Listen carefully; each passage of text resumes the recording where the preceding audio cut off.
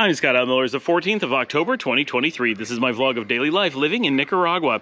Today I've got another viewer question. We're going to be talking about some aspects of bringing kids to raising kids and having expat children here in Nicaragua. I also want to mention I've had bronchitis for the last week, so my apologies that all of my videos have been shot in the house or nearby without going very far afield. I just haven't had a chance to go out for long walks or anything because I pretty much start choking on the lack of air that I'm able to get. But I'm feeling quite a bit better. I've been on a Z-Pack, and I do get streptococcal infections, whether strep throat, pharyngitis, or bronchitis relatively often, although I've done much better since being in Nicaragua. It's only the second or third time in all these years. My daughter also has it, but she's starting to feel better as well. So very soon, I'll be able to get out and go walking again. But we've been able to catch up on the show because I've had so much more time without heading out that we're in great shape, and many of the episodes into the future have already been recorded. So that's absolutely fantastic. Plus, we've caught up on some other episodes, both here. The Med Heavier concert, which has been waiting 2 months, is finally uploading as I'm recording this.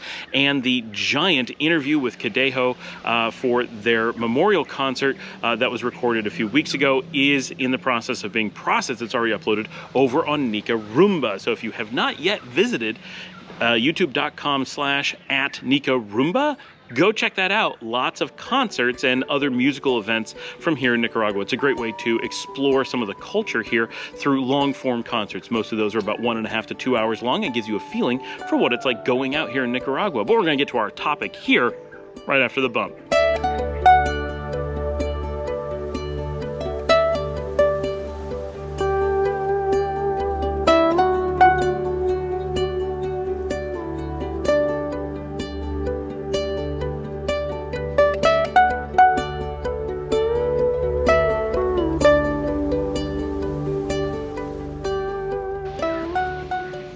All right, today we're going to be talking about kids here in Nicaragua and what it's like raising children here. So we have a question from Al. It says, Scott, I'd love to hear you talk more about being an expat parent to expat kids in Nicaragua. There's so much noise out there about where to retire, but not enough authentic content coming from long-term expat parents. For sure, that's definitely true. Like I've noticed, everyone talks about retiring and investing, but very few people talk about kids. Like it's a whole thing that's being missed. Do you think that, this is question number one, do you think that generally speaking, it would be difficult culturally for kids to make friends locally? In Nicaragua, do parents tend to meet and form relationships through their children? Our kids get along at the park, let's have coffee. Are play dates a thing? That is kind of rhetorical. The idea of play dates is kind of silly. He said that, but it's true. What are your thoughts on third culture kids? All right, let's start with that first question. Do you think, generally speaking, it would be difficult to make friends locally? Overall, I would say yes, it actually is, but I mean, it depends on where you're coming from, where you are, and a lot of factors. So to give you my perspective, where I'm coming from, my kids are from the United States. They speak English. That is their native language. We have always homeschooled them, so that process is not abnormal for them to homeschool here. It's just a continuation of the school they've always had. So we don't have a jar experience for them as they move from one place to another. They started living abroad very, very young. My eldest was just starting kindergarten classes when we first moved to Spain, and my youngest had not yet started school when we moved abroad. So for them, living abroad and homeschooling are both day zero things for their education, for their social upbringing, and so forth. So that's the first thing. That just gives you some background as to who we are and what my context is.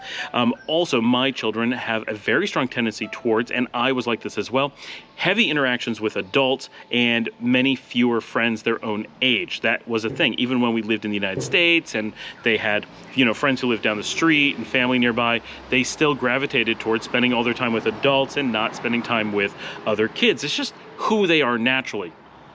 Given that that's how I grew up, it doesn't seem weird to me. And ideas of like meeting other kids at the park and I didn't have any of those things. I grew up in the country on a farm. So, and I didn't go to a school that was, first of all, I didn't go to a public school. I went to a private school, so I might as well have been homeschooled. And that school was in a different county than where I lived. And so my isolation as a child was relatively high. And I tended to make friends through my parents' friends, not through other kids. So that my kids are the same way.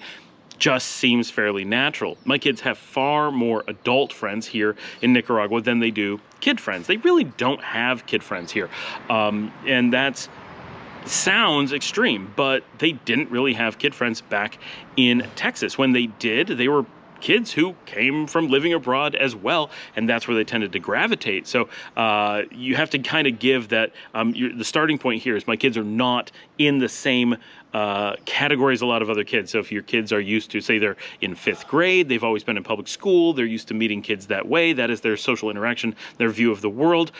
Moving to another country like Nicaragua is likely to be an extremely jarring experience for them. They're going to change everything that they're used to in life, who they interact with, how they meet people, how they go to school, what their day-to-day life is like. It's gonna be dramatically different. Not just that the weather's going to change and the language of the restaurants are going to change, but their every moment-to-moment life interactions are going to change. So depending on where you're coming from and what you're doing, it could be a tiny change that the kids will barely notice to an enormous one.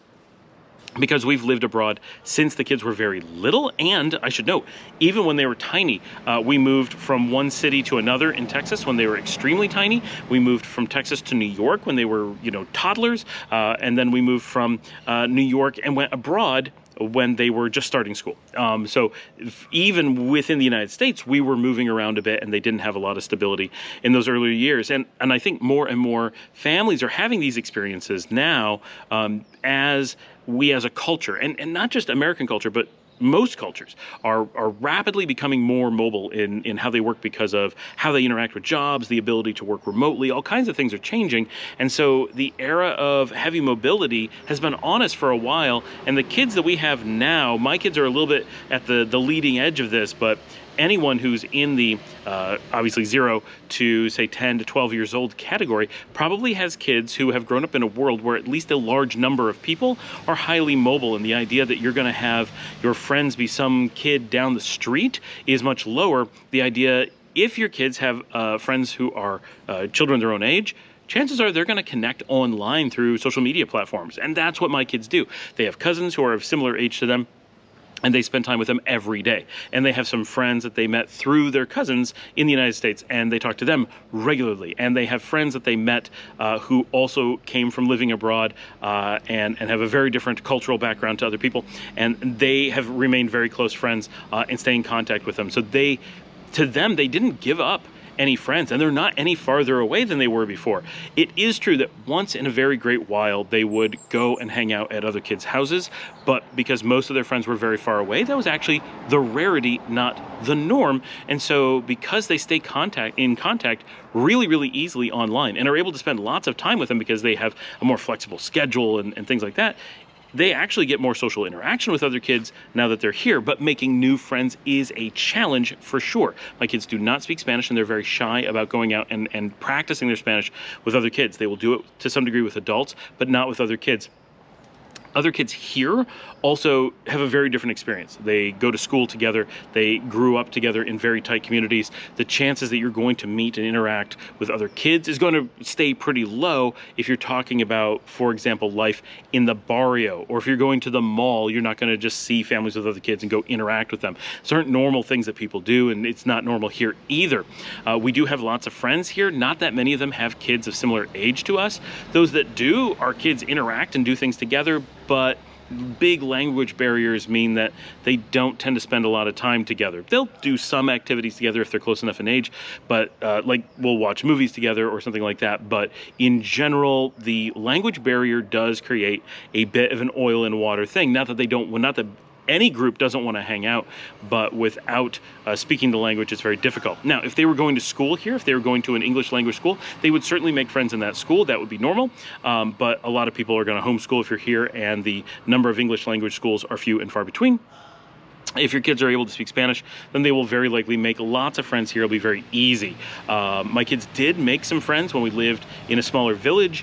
We had people who would bring their kids over that were of very similar age. You kind of have to get lucky that you know someone with similar age kids, and they would hang out a number of times, but it was always very difficult. They would do things together, but the ability to communicate is very stressful. Now, if your kids are not super shy like mine, that may change. If they speak Spanish, that will change. If you end up in a group where you have lots of people able to speak English instead of Spanish, that will change. There's a lot of things that can make it that you will have a lot of friends here, but we live in, first of all, a non-touristy city. We don't live anywhere near an enclave. Even when we lived on the beach, it's a beach that's almost all Nicaraguans. The number of people who speak English is very, very few.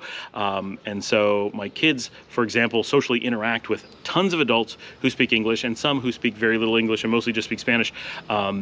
Because it's just more comfortable and easy. But of kids that they would hang out with, the actual number that we know that are Spanish speakers, it's like, oh, there's kids that would, even that, there's very few that we know that we wish they would hang out with.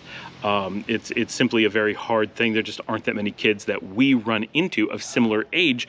We see them on the streets, we know they exist, they go to the schools, but we don't run into them in our social group as children of people that we know. Question number 2, in Nicaragua, do parents tend to meet and form relationships through their children? As in, our kids got along at the park, let's have coffee. I'm gonna say no. I don't think that that's really the case. I'm sure if you were to have kids in a school and your kids made friends there, you would naturally get to know the parents. You'd probably get to know the parents anyway, simply through the shared social situation of having kids in one of the few international schools or one of the few English language schools or expat schools, whatever. Overall, I have found that we have very little problem meeting and making new friends as adults. It's very easy, and maybe that's just us. We're very social, in case that wasn't obvious. It's funny that my wife and I are very much a go out and meet people couple, whereas our kids are very much a, you know, we're happy staying home and being in our, we're completely different than our kids in that way. But my kids are like my parents. Both of my parents didn't go out and hang out with lots of people. That just is not a thing that they did. They had a very small social group. They were, you know, very friendly. They would, you know, but they were introverts for the most part. They spent their time at home, and the number of friends that they had were limited. And I knew them really well, right? And most of the friends I had were either from work or some other social situation like that. But they didn't really make friends with very many of the parents of kids that I knew. Like that was, if that happened, it was coincidental. They were friends for some other reason, and the fact that we knew each other just happened to be. It's funny because I think that's not the norm, but for me, the way that my kids interact is exactly like my parents. But my parents' parents, my grandparents, obviously, were more like Dominica and I, my wife and I. They're very social. They would meet people. Like the story is, my grandmother waiting in line at a movie theater, she would make friends with everyone in the line, right? That's who she is, and that's who I am. I will talk to all those random people, and that's it. That's just the culture that I have. So that there's a generation skip is not super surprising. And I would say to quite some degree, my wife's family is very much the same. Her parents tended not to have a ton of, I mean, I'm not saying they didn't have friends, like both my parents and her had friends, but they weren't super social. They don't have like these huge groups of people that they go out and hang out with and constantly meet new people. They tend much more to hang out with family, and my wife's siblings are very much the same. They all hang out together. They have a very close-knit family.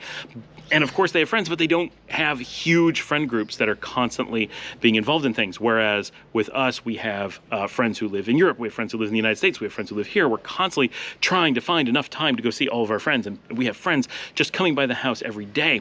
So, you know, growing up, the amount of interaction that I had socially with my parents' friends was extremely little. I could go weeks or months without seeing any of their friends, right? And my kids are lucky if they go a few hours without seeing some of our friends, literally every day. Here today, we on almost any given day, we have at least someone who is staying here. On many days, we have someone who stops by. It's easy to see, you know, between 1 and say 8 different people who are friends of ours coming through the house on any given day. And that's not including the staff, right? So they have interaction with the staff kids are here. They're very different ages, so they don't really hang out. But there's a constant flow of people in our lives because of how social we are. Our kids are getting an amount of socialization that is completely misleading, because we live a life very different than we're used to, but than our parents did, or other family members of our generation.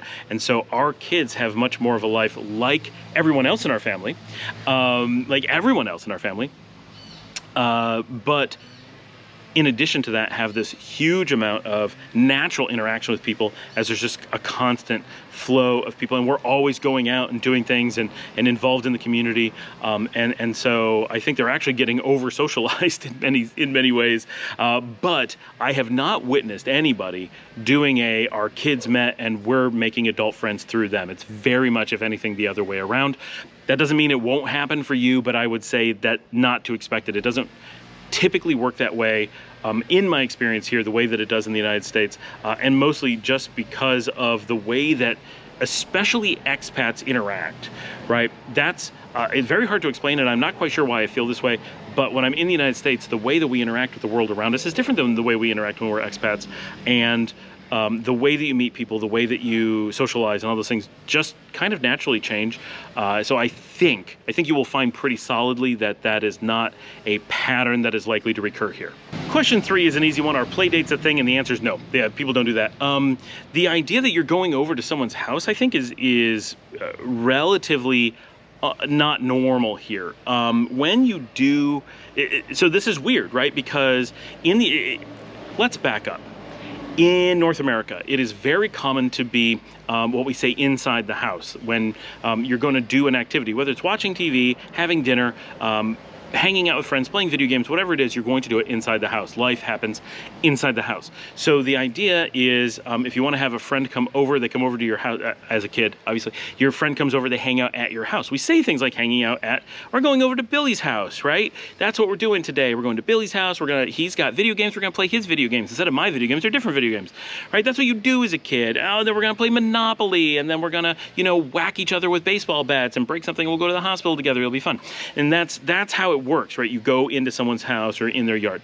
And here in Nicaragua, life is not lived inside a house, it is lived outside the house. And so most of the time, if the family is at home, they're sitting outside, they're eating outside, or they're watching TV through the outside window, or maybe they took the TV outside. But people don't watch that much TV. They're much more likely to be sitting out, listening to some music, and sitting on the side of the road.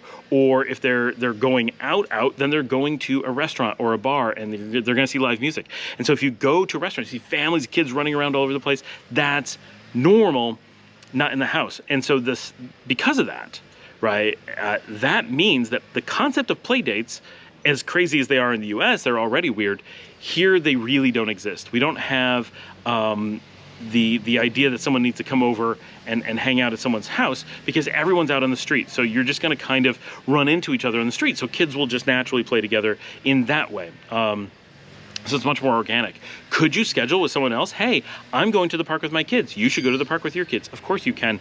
But it is normal here to let your kids run loose. So having, and most of the world, right, is specifically an American thing, and specifically because of fake news from the 1980s, that people are so weird about letting their kids go out and be on their own at even reasonably old ages.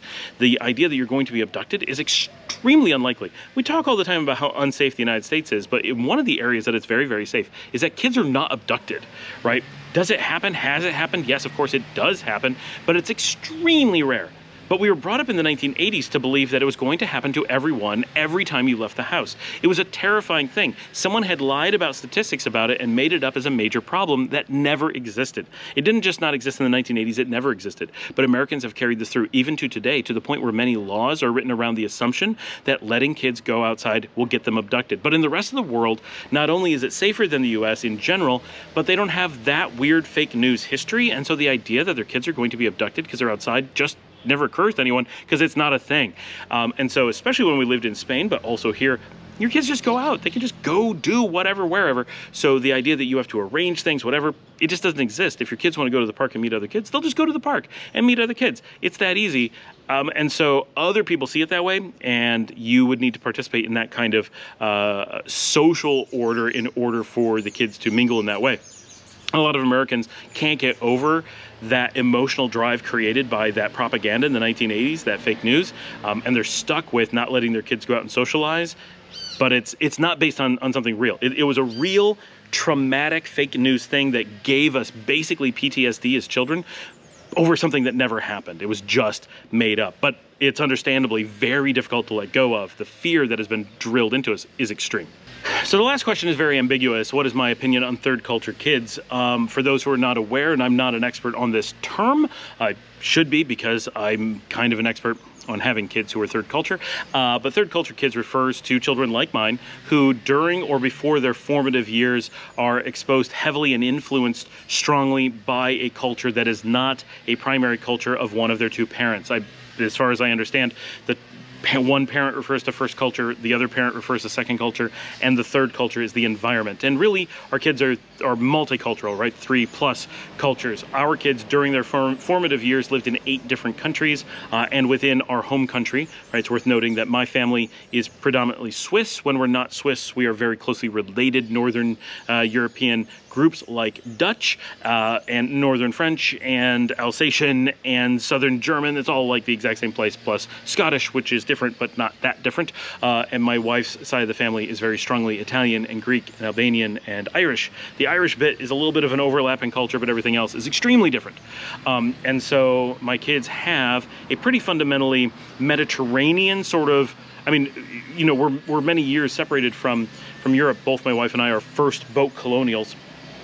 Families, but her family leans very strongly towards an Italian influence, and mine leans very strongly towards a Swiss influence. And we feel that in every social interaction with our families, and we explain ourselves to people in that way, right? I come from a Swiss family. We feel Swiss. We didn't identify ourselves in that way growing up. It wasn't like we're Swiss, but the Swissness of everything we did, from the food to the way that kids and parents interact to the number of children that people had, like every little aspect of our lives, looking at it through a European lens is like, wow, they're Swiss. And I've been mistaken in groups by, you know, Dutch nationals who are here in Nicaragua, come up to me and be like, boy, are you Austrian? I'll be like, no, I'm Swiss. They're like, aha, I knew it, right? Like I look and act and seem like a Central European. It just, there's no escaping it. And that's, my entire family is that way. And my wife's family has the exact same thing with a Sicilian, very, very Southern Italian feel that you really, if you had no idea, you would meet them, and in a number of minutes you'd be like, aha, I'm gonna guess maybe Italy, probably in the south, right? Like it would come across, and if they said Greek, you'd be like, yeah, close enough, right? But it's, you can tell.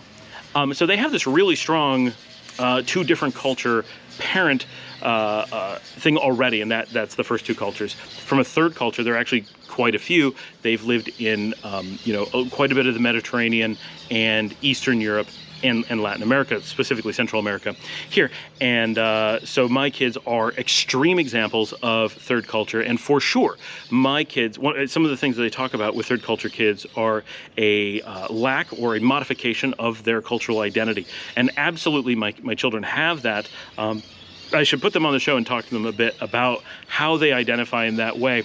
But because we came from the U.S., which has a national but not a cultural identity very strong, and because their long-term intent is not to return to the United States but to live here in Latin America, almost certainly here in Nicaragua, and possibly in Europe. They like Europe, right? And maybe some other places, but their current thinking for both of them is that Nicaragua is their long-term home. It's what makes sense if they have a single home base.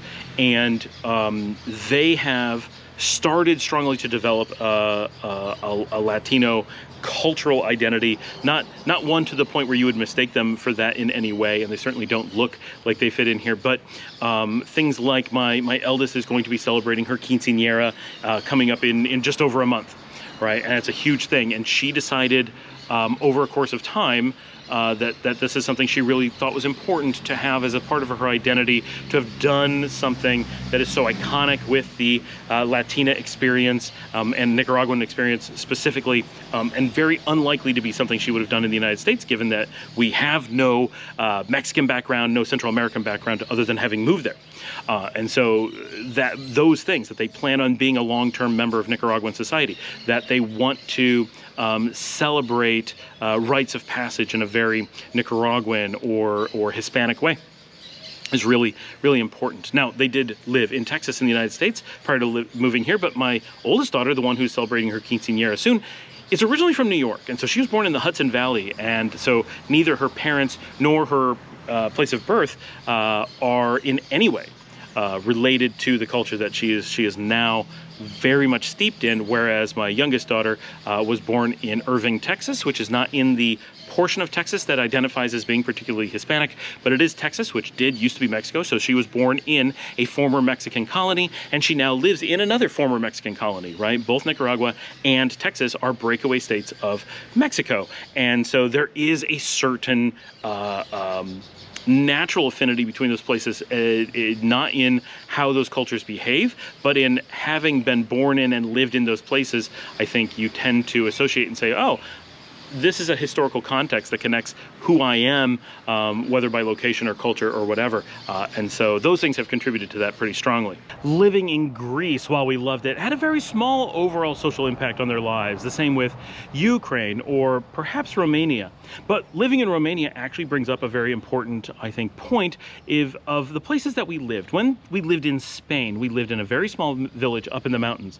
And in living there, my kids were, first of all, very young. They made friends in that village, and those friends would come by and get them, and they would go out and play. They even visited their schools. And so when living in Spain, we did actually manage to make friends, partially because we lived in this very isolated village. If you want to look it up, it is the village of Cañar in the Departamento of Granada. So kind of up in the mountains near Orvieto, famous for the book Driving Over Lemons. And so they made friends there. When we lived in Italy, they made friends as well. We lived in a small city. They would go to the city park and they made friends there. So that has happened. When we lived in Panama, we lived in a high-rise in an area where we never saw kids. They made absolutely no friends there, never interacted with other children. It just never came up. But they did have friends as adults, right, that they would hang out with from time to time, that they would meet with, and they got along with great and were able to do things. I'm gonna move the camera. The sun has shifted. When we lived in Ukraine, they interacted with adults. They never really encountered other children as well. We lived right in Kyiv, in the giant city, in a high-rise downtown in one of the old Soviet apartment blocks, and that made it difficult to meet people. Living in a big city makes it very difficult to meet other people compared to a village. When we lived in Greece, we lived on Crete in a very small village where it seems like you would meet other children, but because it was the winter, cold months when we were there were very few tourists, and even the Greeks who normally live there would pack up and go. It was a village where they didn't live during the winter, which made it much cheaper for us to live there for a while. But there were no kids in the village, absolutely none. There was no school, there was no nothing. And so they only interacted with adults when we lived there. And so here in Nicaragua, have they met children? Yes. Have we ever lived in a small village? We did. When we lived on the beach for a little while, we lived in a small village, very few children. And I think one of the main differences is that here the income disparity and the cultural disparity between us and Nicaragua is higher. And it's not that people aren't as friendly, they absolutely are, but there is a somewhat natural barrier between most of the children who live in a village and the children of expats. So be aware that there is and I believe this to be true, a real barrier you have to get through where it feels like us and them. The cultural affinity is different enough that people are very friendly, they're very welcoming that you're here, but they see you as kind of apart. When we lived in Spain, for example, we were just another European family living in a European village, and the fact that we didn't speak Spanish well was just a normal linguistic challenge that people have when living in Europe, and we were not seen as different in any way, or different only in the most minor ways, right? We don't speak Spanish, but other than that, we were seen just the same as everyone else. Similarly with Italy and Greece and any place like that. When we lived in Romania, it's worth noting that we lived in an extremely small village in a very remote part of Transylvania in Mureș County, and there, because we lived right in the center of town, because everything's low-lying houses, because the kids walked to school and everybody would come past our house all the time, we were in the middle of town, we were the only visitors who ever went there. I talked to locals and they said, you know, for over a period of 5 years, we were the only outsiders who ever arrived there. Everybody, kids and adults, would come because we were the only point of interest in town. And so they made a real point of getting to know us. They made a real point of playing with the kids. And our kids made a number of friends. They had probably a dozen or more village kids who would regularly come over, and we had more toys or different toys than they did. They would come over and play with the toys and hang out with the kids and do lots of social things together. They couldn't speak the language at all, but the kids all took English in school. So they would come over and they would practice what few English words they knew with our kids and with us. And that gave them a reason to connect, whereas here, very few people are learning English. They're not going to do those same things. Once in a while, I'll have kids on the street come talk to me and be like, say a few things in English, and be like, haha, a chance to practice English, and that's great. But in general, I think you're going to find that here it's going to be much more difficult to just naturally have kids make friends compared to being in Europe, as an example. It can be done. It's going to take more work. You're going to have to really push for that. So how do I feel about the third culture thing? I think it's actually really good. I think that way too much of a problem in much of the Western world is a insular cultural mentality. When I worked in very high-end Wall Street and hedge fund row stuff in the United States, the people who excelled most were third culture kids, people who grew up in one place, lived in another, family from another. Like they had a worldview, and they saw the world as a more cohesive whole, and they saw all places as being places they could live, and all places being places that they could interact with and could get to know, and no place was particularly foreign, and no place was particularly home. On one side that's great, and on one side it's not. But overall, if I was to choose for my children, I absolutely want them, and we did. We made a very conscious effort. We wanted our kids to have a world exposure when they were young, so that as they grew up, who they were as an identity was not defined by where they were born and not defined by what we shoved onto them, but that it was something that they formulated themselves and chose.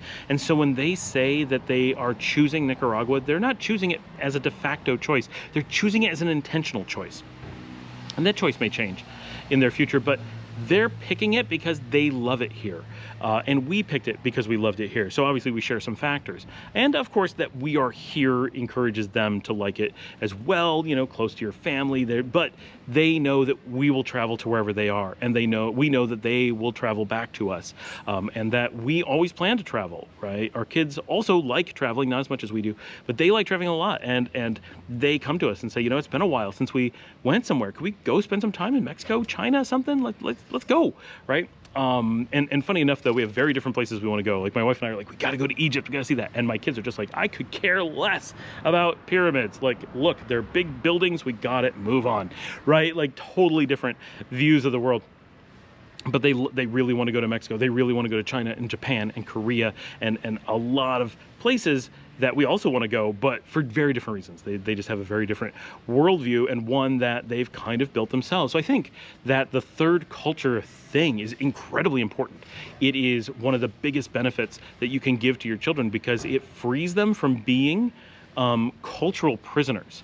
If you grow up in a single country, it can be so difficult to understand other cultures. It can be so difficult to participate in business with a global perspective. It's very hard to understand when the news is being honest or misleading. For example, you don't have to come and live in Nicaragua if you spent some time in Spain or Thailand and then saw US news and the way it speaks about Nicaragua. It's pretty easy to pick out that it's almost all fake news or heavily modified with pieces left out, explanations that aren't being given. You start to see how US voices differ from British voices, from Italian voices, from Russian voices, from Chinese voices. All in English, I mean, but the way that they describe the world, the way that they perceive it, the filter through which they're viewing it, and people with a third culture or more are much more likely to be able to understand other people's perspectives and know when that perspective is valid, when it's foolish, when it's useful but not correct. There's just so much more scope. Plus, I think that it opens the world to a level of enjoyment that is lacking for most people. Right? You're so often isolated or trapped by the culture that you grew up in. I feel that I'm pretty lucky that I always knew I wanted to live abroad and have been planning on living in either Europe or Latin America for most of my life. And so I've always had a certain mentality of I'm not going to view the world as just the way that I'm told that it is, and that I knew I wanted to get out and explore. And I always took a great interest in what the rest of the world was like. And I put effort into that. But I didn't get to actually get out and see much of the rest of the world outside of Canada until I was fairly old. But when I did, it was easier for me to adapt than for a lot of people who kind of ignored the rest of the world, and if they then encounter it, are confused. Like there's every little piece is something new. I was very aware of Latin American culture and Nicaraguan history decades before I ever considered moving here. When I did finally move here, I didn't have to ask where it was located, what countries it bordered, what its income was, how big it was, what its history was. All those things are things I already knew, and in doing so, I understand the world a lot better, and being third culture my kids have such an advantage on me that they don't just see the news and go, wow, what is that place like?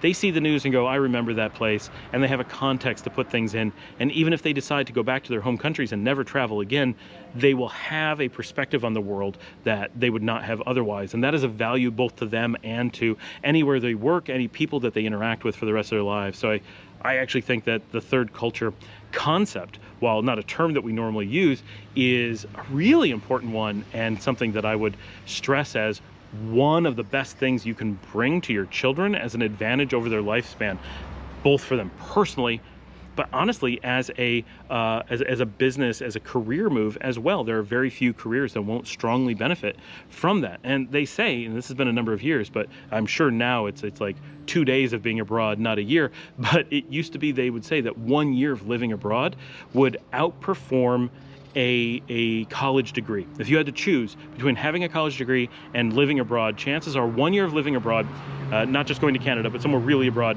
would give you more of a life advantage. You would earn more throughout your lifetime than going to university. It would also be more fun, it would be cheaper, and it would give you a longer working life, so you had just more to work with.